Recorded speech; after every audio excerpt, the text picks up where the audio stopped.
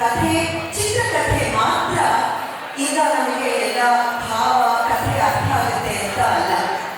ಸೊಗಸಾದ ಸಂಗೀತ, ಚೆನ್ನಾಗಿ ಬರೆದಿರೋ ಸಾಹಿತ್ಯ, ಹಾಗೆ ಕಣ್ಣಿಗೆ ಕಟ್ಟೋ ನೃತ್ಯಗಳಿಂದ ನಾವು ಕಥೆಯನ್ನ ಅರ್ಥಕೋಬಹುದು.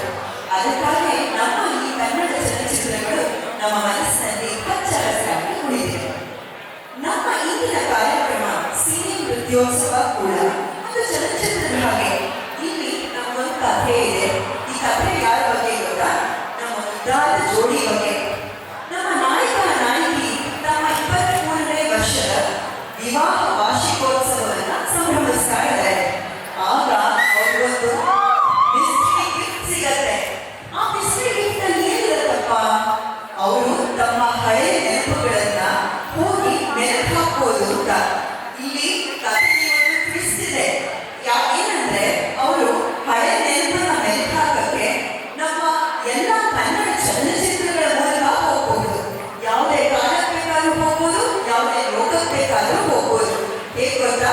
ಟೈಮ್ ಟ್ರಾವೆಲ್ ಮೂಲಕ ಅವರು ಟೈಮ್ ಟ್ರಾವೆಲ್ ಮಾಡಿಕೊಂಡು ಬೇರೆ ಬೇರೆ ಕಾಲಕ್ಕೆ ಹೋಗ್ತಾರೆ, ಬೇರೆ ಬೇರೆ ಲೋಕಕ್ಕೆ ಹೋಗ್ತಾರೆ, ನಮ್ಮ ನೆನಪನ್ನ ಮೆಲುಕು ಹಾಕ್ತಾರೆ.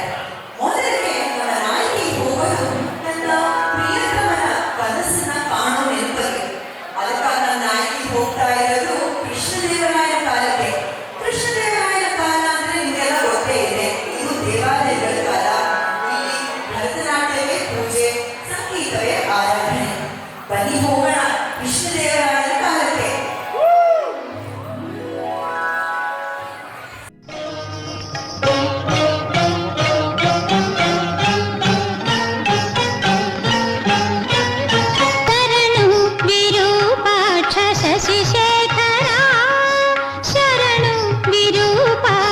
ಶಶಿಶೇಖರ